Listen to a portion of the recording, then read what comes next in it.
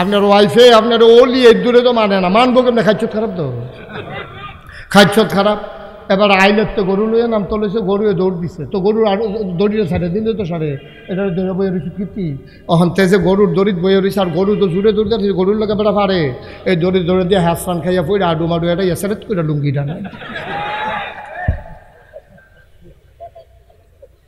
সিরা লুঙ্গিটা লইয়া সিফা সাফা দিয়া গুড়া গাইরা যখন বাজ্যা জিগাইছে লুঙ্গিটা কো কানে গেছে কানি চাইবে না লুঙ্গিটা কি কানে কি চালাইছে না গুমুর গুমুর করা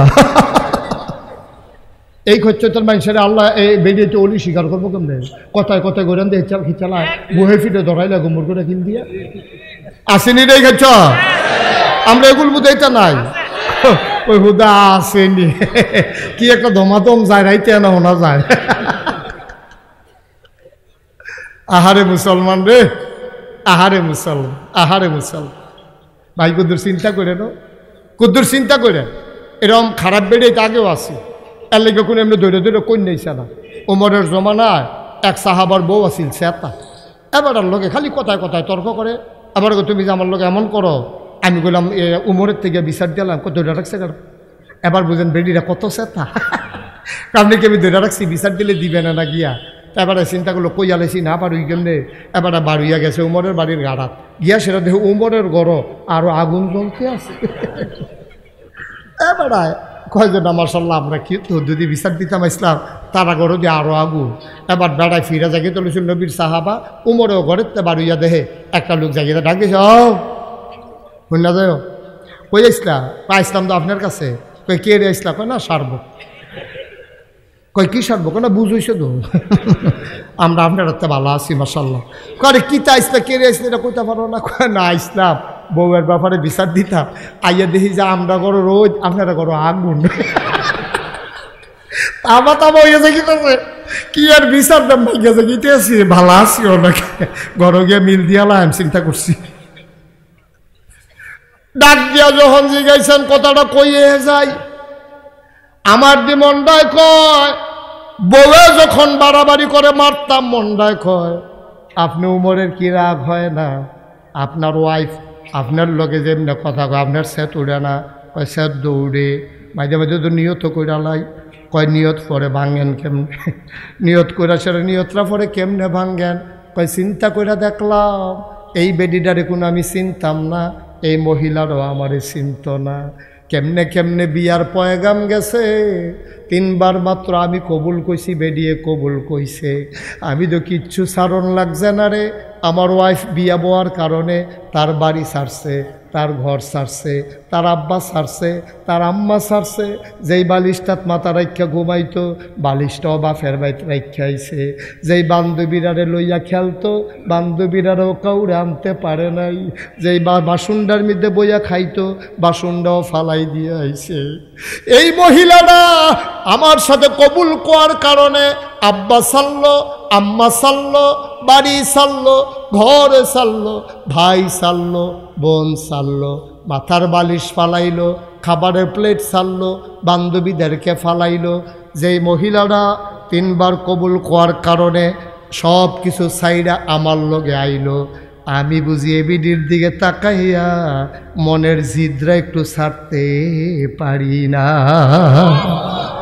এই জন্য রাগ দেখাইলো, আমি আর রাগ দেখাই না, নিয়ত কইরা লাইছি বেডিরা আমার লাগে অনেক করছে রে, আমার ঘরটারে নিজের ঘর বানাই লাইছে, আমার দ্বারা এটা সম্ভব না রে ভাই।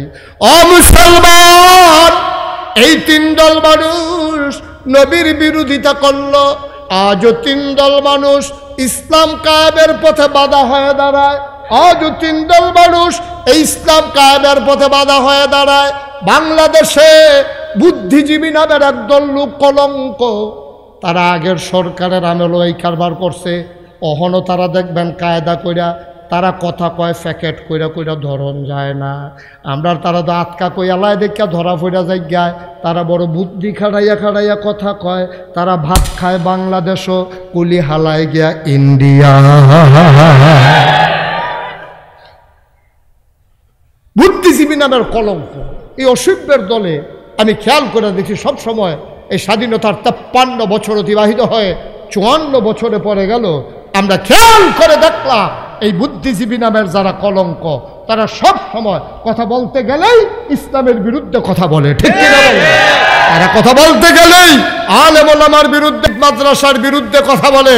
আমি বলেছি এই শীততাপ নিয়ন্ত্রিত কক্ষে বসে আর বুদ্ধিজীবীর নমুনা দেখলে আপনি খেয়াল, আমি তো আবার সব কিছু খেয়াল করার লাগে, বুদ্ধিজীবী আপনারা তো খেয়াল করেন না সব, আমি আবার খেয়াল করি।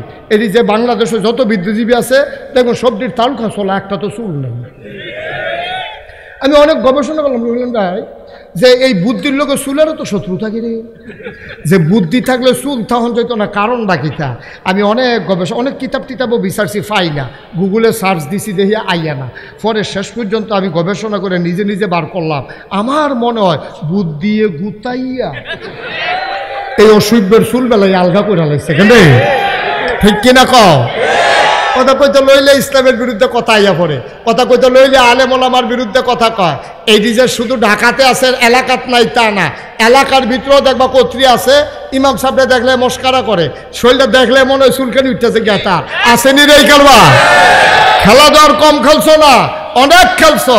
ইমাম সাহেবরা দেখলে টিটকারি, কি হুজুর খাইয়াইছেন না গিয়া খাইবে? হুজুরে খাইয়াইছে না গিয়া খাইবে? তোর দরকার কি? তুই তো হগিন্নি বিড়ির বিখ্যাতের চা, তুই হুজুরের খবর লস কি, ঠিক কিনা খাও? হুজুরে খাইয়াইছে না গিয়া খাইব, তারে জি গাইব তারে। তুই বেড়া হগিন্দি বেড়ে বিখ্যাতের চা, তুই মসজিদে টেহা দিতে লইলে সিফা দিয়া টেহা লইয়া বইয়া থাহস, তোরে চিনি না আমরা। টেহাই বেড়াইয়া কান্দে তার দুঃখে। কথা যেটা মনে পড়ছে এটা কি কইলি তা ওই আর আইনা নাই হল বলা। মসজিদে হুজুরে টেহা তুলে তে কাঁচা ফাস্টিকা নুটটারে ফকেটে মুট করে ধরে লইয়া হাতে ফকেট তা তো লইয়া বইয়া রয়েছে, ধুম ধরে বইয়া রয়েছে। হুজুরে ওয়াজ করতে পারবো, টেহা দিতাম না। পয়সা আপনি কাঁচা টেহা মুডের ভিতরে লইয়া রাখলে কতক্ষণ পরে দেখবেন এটা গাম দিয়ে আলায় দেয়নিও। তাই খালি কুদিন পরে পরে চাই টেহারা আসেনি। হুজুরে যেমনি কালেকশন করতেছে, এটা ফকেটও থাকলে হাত করে ফাল দিয়া ব্যাগো গেল গই, এলে গেটারেতে মুট করে লইয়া বইয়া রয়েছে। কতক্ষণ পরে পরে চায় আসেনি, কতক্ষণ পরে দেখে যে গাইমা উঠে, তে টেহার লগে কথা কয়, কান্তা পারবা, কান্তা পারবা, মসজিদও দিতাম না। আসেনি রে অসুখ আছে রে, তো তুই হিসাব লো হুজুরে খাইয়াইছে না গিয়া খাইব? তুই কি হিতাকাঙ্ক্ষী হুজুরের, তে হুজুরে বড় পেয়ার কাটতে হোক অসভ্য কহানি। তুই হুজুরে মহব্বত করস, তুই জীবনে হগিন্দি বেটির বিখ্যাত হচ্ছে, হুজুরের জীবনে মসজিদের চান্দা যাচ্ছ 6 বছরের চান্দাবাহী, তুই পয়সা টিপ দিয়ে ধরে রহস। তুই হুজুরের জিজ্ঞাসা খাইয়াইছে না গিয়া খাইব?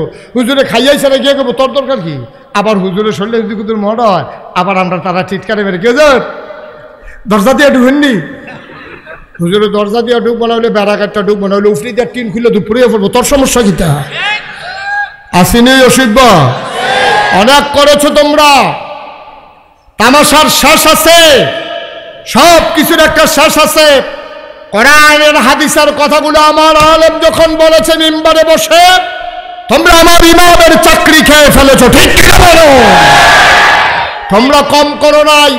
আমার আলেমগুলো যখন কোরআনের কথা বলেছে কোরআনের মঞ্চে, তোমরা জোর জবরদস্তি করে আমার আলেমগুলোকে বেজ্জতি করে তোমরা মঞ্চ থেকে নামিয়ে দিয়েছো। আমি বলেছি যা হবার হয়েছে, এনাফ ইজ এনাফ, আর পারবো না, মানুষ মতো লড়াই হবে, ঠিক কি বলো?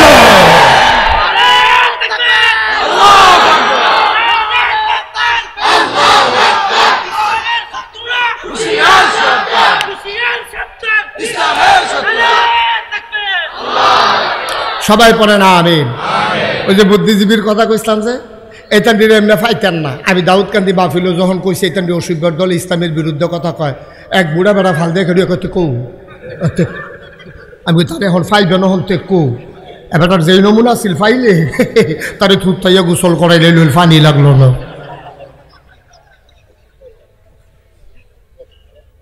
এদিকে সবসময় পাওয়া যায়, হয়তো 2টা 2:30টার সময় টক শুকর টেলিভিশনের ভিতরে পাওয়া যায় রে, কি মরাইয়া মরাইয়া ফেসাইয়া ফেসাইয়া গুড়াইয়া গুড়াইয়া জিলাফির মতো এমনি লাইরা লাইরা কথা কয়, আসেনি রে না? নিজে ধরাত পড়ে না, আনে মলামারে চিত্রিত করতে চাই। বলেছি ঢাকা রাজধানীতে শীততাপ নিয়ন্ত্রিত কক্ষে বসে তুমি ইসলামের বিরুদ্ধে কথা বলো। তুমি ভুলে গেছো এই দেশের নাম বাংলাদেশ, এই দেশে 92% জন লোক মুসলমান, এই দেশ শাহজালালের দেশ, শাহপরানের দেশ, তিতুমিরের বাসার কাল্লার দেশ। এই দেশ সিনে টান টান করে দাঁড়িয়ে থাকা আমার আবু সাইদের দেশ। ঠিক কিনা বলো? আমার আবু সাইদ, তারে 3টা গুলি করা হয়েছে, একটাও তার পিঠে ঢুকে নাই, সবগুলো তার বুকে ঢুকেছে। এই মুসলমানের দেশে, যেই দেশে মসজিদের দেশ, মাদ্রাসার দেশ, যেই দেশে এশার নামাজ পড়ে মানুষ দুরূদ পড়তে পড়তে ঘুমোতে যায়, যেই দেশে ফজরের আজান শুনলে মানুষের ঘুম ভাঙে, এই দেশে তুমি টকশুন নামে চ্যানেলের ভিতরে তুমি ইসলামের বিরুদ্ধে কথা বলো, আলেম ওলামার বিরুদ্ধে কথা বলো। আমি বলেছি এই মুসলমানের দেশে রাজধানীতে বসে শীততাপ নিয়ন্ত্রিত কক্ষে পুলিশ পাহারায় ইসলামের বিরোধিতা করা সহজ, পারলে লাহোরের জমিনে এসে বলো ঢাকা যাওয়া যাবে না। তামাশার একটা শেষ আছে। মুসলমান মন দিয়ে শোনো রে ভাই, আল্লাহর নবী 3 দল মানুষ বিরোধিতা করলো, কতভাবে কত প্রস্তাব নবীকে দেওয়া হলো, শেষ পর্যন্ত প্রস্তাব দেওয়া হল চলে আসো, দিনের মাসের ভিতরে দিন আছে 30টা। কথা কইতেন না? কয়টা? মাসের ভিতরে দিন আছে 30টা। মোহাম্মদ কি বলতে হবে?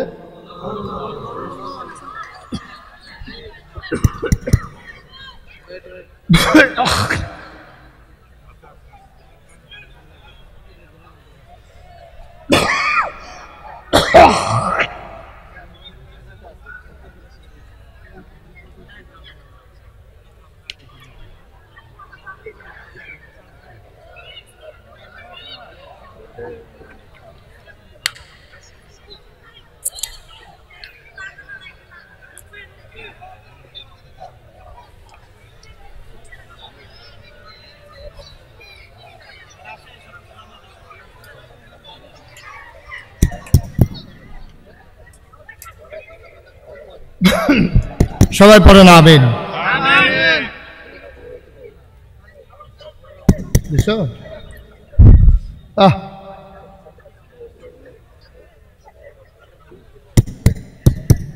কানেকশন দাও।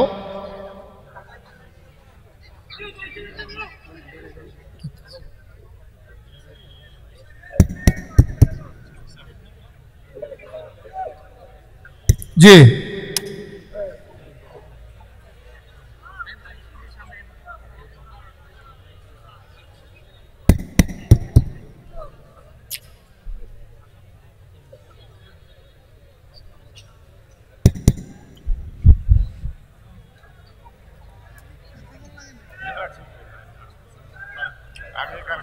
আল্লাহ আল্লাহ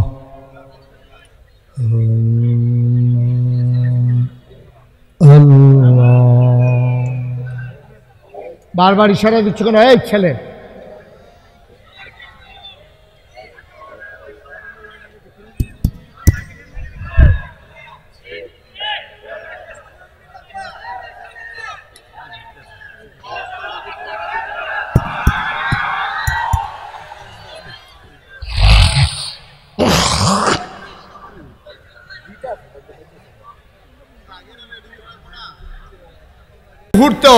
ঝামেলা নিয়েই ইসলাম নিয়ে আগাই যাইতে হবে। ঠিক কিনা কম? ঝামেলা আগে তো কমছে না বাড়ছে? ঝামেলা আরো বাড়ছে। আপনি এই পথে চলবেন কিনা সিদ্ধান্ত নেওয়ার দায়িত্ব আপনার। আপনি যদি মনে করেন যে হ্যাঁ ঝামেলার যাইতাম না, তাহলে ইসলামে থাকার সুযোগ নাই আপনার। আর আপনি যদি মনে করেন আমি ইসলামের পথে চলতে চাই, তাহলে এই পথ কখনো কুসুমাস্তীর্ণ নয়, এ পথ কণ্টকাকীর্ণ, এ পথ কাটা বেছানো। এ পথে চলতে গেলে রক্ত ঝরবে, পিচ ডালা পথ রক্তে রঞ্জিত হবে। এ পথে চলতে গেলে মামলা হবে, এ পথে চলতে গেলে হামলা হবে, জেল জুলুম নির্যাতন হবে, প্রয়োজনে জীবন দেওয়া যাবে। ইমান দেওয়া চলে না, তুলে দেখা। সবাই পড়ে না আমিন, জোরে পড়ে না আমিন। এ পথ বড় কঠিন পথ বাবা। এ পথে যারা চলেছে তারা জীবনে সামলা লইয়া যাইতে পারছে না। কাফন লইয়া যাইতে পারছে না, মাথার টুপি লইয়া যাইতে পারছে না। এই পথে চলতে গেলে কাফের বেদিনেরা, ইসলামের দুশ্মনেরা তোমাকে ছেড়ে দেবে না, ঠিক কিনা কম? ১,৫০০ বছর আগে নবী যখন দাওয়াত দিছে তখন নবীতে মক্কায় থাকতে দিছে নাকি? কই আমরা নহলের কোনো মানুষ এখান থেকে কেউ যাওয়া লাগে নাই। আপনার নহল সমূহের একটা লুকও ফন্ডারফুল যাওয়ান লাগছে না, ফন্ডারফুলের একটা লুকও ইসলাম মানার কারণে নহল আসা লাগে নাই। মুরাদনগরের কোনো লোক দেবিদ্বার যাওয়া লাগে নাই, দেবিদ্বারের কোনো লোক মুরাদনগর আসা লাগে নাই। অথচ নবীজি যখন দিনের দাওয়াত দিয়েছেন তিনি থাকতে পারলেন না মক্কায়, তাকে চলে যাওয়া লাগলো মদিনায়, ঠিক কিনা কম? এটা কি বানানো গল্প না সত্য কথা? এটা কি বানানো গল্প না সত্য ইতিহাস? সত্য ইতিহাস হচ্ছে নবীর জন্ম মক্কায়, শৈশব মক্কায়, কৈশোর মক্কায়, তারুণ্য মক্কায়, যৌবন মক্কায়, বিয়ে করলেন মক্কায়, নিজের বাড়ি মক্কায়, শ্বশুর বাড়ি মক্কায়, মেয়ে বিয়ে দিলেন মক্কায়, বেআইর বাড়ি মক্কায়, ব্যবসা করলেন মক্কায়, লেনদেন করলেন মক্কায়। তিনি থাকতে পারলেন না মক্কায়, চলে যাওয়া লাগলো মদিনায়, ঠিক কিনা কম? তুমি আপনারা লাটসা বইছো নাগাইশের বিশ্বাস, তুমি তো নাগাইশ সেটা দিয়ে আরেক গ্রামও যাওন লাগে না, কারণ যাওন লাগে না কেরে? আমারও যাওন লাগলো। আমরা আলু মার্খা মুসলমান হয়ে গেছি, হুটকি তো লাগে, গুস্ত তো লাগে, ঠিক কিনা? আমরা গানের ভিতরেও সভাপতি, মাহফিলের ভিতরে গিয়েও সভাপতি। কে বুঝাইব কারে? কোন কে বুঝাইব কারে? আমরা গানও সভাপতি, মাহফিলেও সভাপতি। তো এটা হইলে তো সকলে পারে। আপনি উড়ুসো গিয়েও সম্ভব, জাফতো গিয়েও সম্ভব, কতক্ষণ পরে শুভ হালকাতে আনো গান হইব আপনি জানেন। আপনি ওই এলাকার মসজিদের ইমাম, আপনার নিচে মিলাদ ফেরা দিতেন। আপনি মাগরিবের পরে মিলাদ ফেরা, সহালে ফজর ফেরা, মিলাদ ফেরা তারা শুভ হালকাতে গদি সাইড শুরু করবো। আপনার নিচে বরকতের লেগিয়া আপনি একবার জিগাইলেন না, ও আমি গেলে গা কিতা বাজাইবেন? একবার জিজ্ঞেস করা দরকার ছিল নাকি ছিল না? আপনি তো জানেন আপনি গেলে গায়ে গান বাজা শুরু হইব, তাহলে গান দ্বারা আপনি উদ্বোধন করে দিয়ে আইলেন, দেয়া হইব কিয়ামতের ময়দানও। আপনি কি করলেন?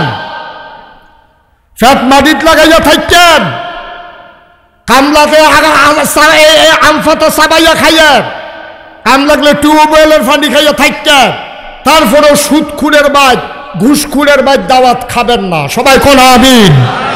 কথা মনে থাকবে ইনশাআল্লাহ। নবীজি আপোষ করে নাই, করলে পারতো, কইরা লাইলে পারতো। তারা মিটিং বইয়া লাইছে, নবীরে মাইরা লাইব, কথা আছে নি রহ, নবীরে মাইরা লাইব। তারা মিটিং করছে, নবীজিকে আবু বকরে ডাক দিছে, আবু বকর। নবী আবু বকর কয় লব্বাইক ইয়া রাসূলুল্লাহ। মাত্র একটা ডাক দিছে, খেয়াল করে, মাত্র একটা ডাক দিছে। কয়টা? মাত্র একটা ডাক দিছে আবু বকর। আবু বকর কয় লব্বাইক, কয়ে দরজা খুলে দিছে। নবীজিকে আবু বকর তুমি রাইতে ঘুমাও না? কয় হ্যাঁ ঘুমাইবো না কেন? কয় তো এক ডাকে টের ফেলে কেমনে? কয় ইয়া রাসূলুল্লাহ আপনি যে একদিন কইছিলেন রেডি থাইস, এরপরের থেকে আমি ঘুমাই, তবে বিছনাত না, দরজায় দাঁড়াইয়া দাঁড়াইয়া। আর আস্তে এখন সুবহানাল্লাহ।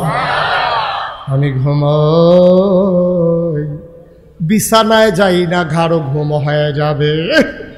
আমার নবী যদি এসে দাঁড়িয়ে থাকে, কাফেরেরা যদি আক্রমণ করে, আমি পিঠ লাগাইয়া দাঁড়াইয়া দাঁড়াইয়া ঘুমাই। আল্লাহর নবী বললেন চলো চলে যাই। বের হয়ে গেলেন আবু বকর। নবীজি আবার হাঁটলেন মদিনার উল্টা পথে। আবু বকর কয় গুস্তাকি মাফ কর দিজিয়ে, বেয়াদবি মাফ করবেন, আমরা বোধহয় উল্টা পথে চলতেছি। নবী আমার, আপনি কি মদিনার রাস্তা ভুলে গেছেন? আল্লাহর নবী কয় মদিনার রাস্তা আমি ভুলে যাই নাই, মক্কার মানুষগুলারে মদিনার রাস্তা ভুলাই দিতেছি, ওরা যেন আমার উল্টা পথে না খুঁজে, এই জন্য আমি উল্টা পথে যাচ্ছি, ওরা খুঁজবে মদিনার পথে। আবার নবীজি চলে গেলেন উল্টা পথে, মদিনা যে এই দিকে চলে গেলেন আরেক দিকে। সকাল হয়ে গেল, সূর্য হেসে হেসে উঠল। আবু বকর চিন্তিত হয়ে গেলেন, আবার বোধহয় ধরা পড়ে যাব, রাখালেরা বের হয়ে যাবে, আমাদেরকে দেখে চিনে ফেলবে, দারুন নাদুয়ায় নিয়ে আমাদের হত্যা করা হবে। আবু বকর ডাক দেয়া কয় নবী গো, ও নবী আমরা বোধহয় ধরা পড়ে যাব। আল্লাহর নবী মুচকি হেসে কয় ওয়ালা তাহিনু ওয়ালা তাহজানু ওয়া আনতুমুল আ'লাউনা ইন কুনতুম মুমিনিন। ও আবু বকর চিন্তার দরকার নাই, ওয়ালা তাহিনু ওয়ালা তাহজানু, তোমাদের ভয় নাই, আমাদের কোনো পেরেশানি নাই, আমরাই হব সফল কাম। ইন কুনতুম মুমিনিন, যদি আমরা মুমিন হইতে পারি কোনো চিন্তার দরকার নাই, আমরা এক আল্লাহর উপরে অবিচল আস্থা আছে, আমরা ধরা পড়ে যাব না রে আবু বকর। দেখ দেখ দেখ কোথাও লুকানোর কোনো ব্যবস্থা আছে নাকি। আবু বকর গিয়া দেখে পাহাড়ি একটা গুহা। এবার নবীজি ঢুকতে চাইলেন, আবু বকর সামনে হাত ছড়িয়ে দাঁড়ালেন, গুস্তাকি মাফ কর দিজিয়ে ইয়া রাসূলুল্লাহ, আপনি গুহার ভিতরে ঢুকবেন না। কয় কেন ঢুকবো না? কয় ঢুকবো আমি আগে। কয় কেন তুমি আগে ঢুকতে চাও? কয় গুহার ভিতরে সাপ থাকতে পারে, বিচ্ছু থাকতে পারে, আপনারে কামড়ে দিতে পারে, এই জন্য আমি আগে দেখে আসি। আল্লাহর নবী চোখের পানি ছেড়ে দিলেন, ডাক দেখো আবু বকর, আমারে কামড়াবে, তোরে কামড়াবে না। আমারে যদি কামড়ায় তোরে কামড়াবে না আবু বকর। নবীর চোখ বেয়ে বেয়ে পানি পড়তেছে, কলজা বড় নবীর মায়া। আল্লাহ কোরআনে কয়, ফাবিমা রাহমাতিম মিনাল্লাহি লিনতা লাহুম ওয়ালাউ কুনতা ফাজ্জান গালিজাল কলব লানফাদ্দু মিন হাওলিক ফাআফু আনহুম ওয়াস্তাগফির লাহুম ওয়াশাবিরহুম ফিল আমর ফাইজা আযামতা ফাতাওয়াক্কাল আলাল্লাহ ইন্নাল্লাহা ইউহিব্বুল মুতাওয়াক্কিল। কলজা বড় নবীর মায়া। নবী ডাক দেখো আবু বকর, আমি গুহায় ঢুকলে আমার সাপ কামড়াবে, তোরে কামড়াবে না। আবার আবু বকর কি জবাব দেয়? আমরাও তো আশেকে রাসূল, আবু বকরও তো আশেকে রাসূল। আবু বকর জবাব দেয়, নবী গো, ও নবী, আমার মতো 100 আবু বকর যদি মরে যায় ইসলামের কিচ্ছু হবে না গো নবী। আপনি যদি কিচ্ছু হয় তাইলে দুনিয়াতে ইসলাম থাকবে না।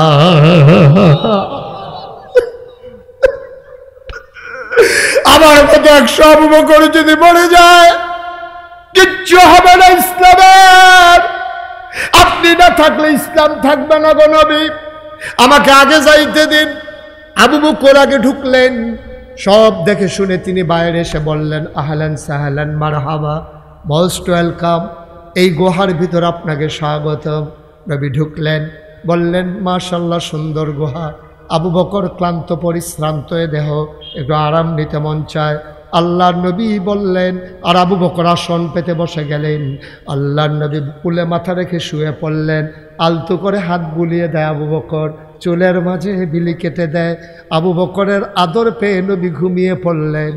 আবু বকর তাকাইয়া দেখে গুহার চতুর্দিক দিয়ে শুধু গর্ত আর গর্ত, সাপের জিহ্বা দেখা যায়।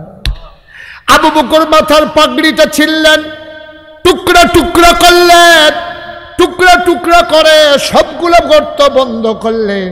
কাপড়ের টুকরা শেষ, গর্ত রয়ে গেছে আরো একটা। সুবহানাল্লাহ কয় না? তিনি কি করবেন? কিং কর্তব্য বিমূঢ় হয়ে গেলেন, তিনি ভয়ে পড়ে গেলেন। কি করবেন এখন? কি করা যায় এখন? আবু বকর কি করবেন? গর্ত একটা বাকি আছে, কাপড়ের টুকরা নাই। এবার আবু বকর সিদ্দিক আস্তে করে নবীর কুলের নিচ থেকে পা একটা বের করলেন, গর্তের মুখে পা চাপা দিয়ে রাখলেন। বিষাক্ত সাপ বের হতে না পেরে আবু বকরের পায়ের ভিতরে ধ্বংসন করলেন। শরীরটা নীর হয়ে গেল, একেবারে চোখ দুইটা লাল হয়ে গেল। আবু বকরের বিষের যন্ত্রণায় ছটফট শুরু করে দিলেন, ঠুট্টারে দাঁত দিয়া কামড়ে ধরলেন। আওয়াজ বের হয়ে গেলে, আওয়াজ যদি বের হয়ে যায় তাইলে আমার নবীজির ওই যে কি কয় ঘুম ভেঙে যাবে। এবার ঠোঁট দিয়া চাপড় কামড় দিয়া তে ঠোঁটটারে দাঁত দিয়া কামড়ে ধরে, ঠোঁট দিয়ে কামড়ে ধরলেন। আবু বকর সিদ্দিক তার ঠোঁট দিয়া কামড়ে ধরে তিনি কান্নার আওয়াজ থামালেন। মুফাসসিরিনে কেরাম, মুহাদ্দিসিনে কেরাম কয়, ও আবু বকর, আওয়াজ থামাইবা দাঁত দিয়া কামড়াইয়া, চোখের পানি থামাইবা কি দিয়া? আওয়াজ থামানো যায়, চোখের পানি তো থামানো যায় না। আবার টপ টপ করে আবু বকরের 2 ফোঁটা চোখের পানি নবীর গাল মুবারকে পড়ে গেল। নবী লাফ দিয়ে উঠলেন, দেখে শরীরটা নীল হয়ে গেছে, গাল বেয়ে বেয়ে পানি পড়তেছে। আবু বকরের ডাক ডাক, আবু বকর, ও আবু বকর, কেন কান্দস রে আবু বকর? বাড়ির কথা মনে পড়েছে নাকি? আবু বকর ডাক দেয়া কয়, ইয়া রাসূলুল্লাহ, ইয়া হাবিবাল্লাহ, আপনার আবু বকরকে আপনি এখনো চিনলেন না? আপনার চেহারা মুবারক আমার সামনে, আর আমি বাড়ির কথা মনে করে কানবো, এটা আপনি কেমন করে ভাবলেন গো নবী? তাই তাইলে কাঁদো কেন? আবু বকর কান্দে আর কয়, নবী গো, মনে করেছিলাম বলবো না, না বলে আর উপায় নাই। ও নবী, সাপ আমারে কামড়ে দিয়েছে। আগে কেন ডাকলি না? কয়, আপনার ঘুম ভাঙ্গাইতে সাহস পাই নাই গো নবী। আল্লাহর নবী কয়, দেখি কোথায় কামড়ে দিয়েছে। এবার নবীকে পা দেখালেন। আবু বকর বললেন, পায়ের এই জায়গায় কামড়ে দিয়েছে।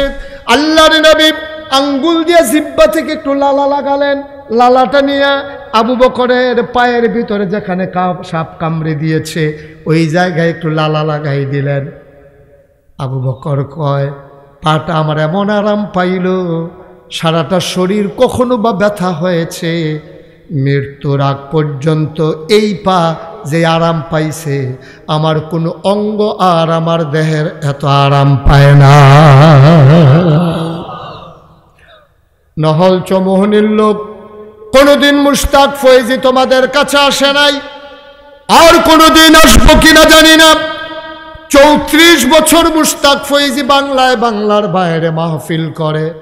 মাহফিলে কদম দিলে মাহফিলটার ওজন বুঝি। আজকে নহল চৌমোহনীতে কদম দিয়া মনটা সাক্ষী দিয়েছে, তোমাদের মাহফিল আমার আল্লাহ কবুল করে নিয়েছে। আজকে আমরা সবাই মিলে এই কবুল হওয়া মাহফিলটাতে আমরা সবাই মিলে একটু তওবা করব। আমাদের জীবনে গুনাহ আছে নাকি নাই?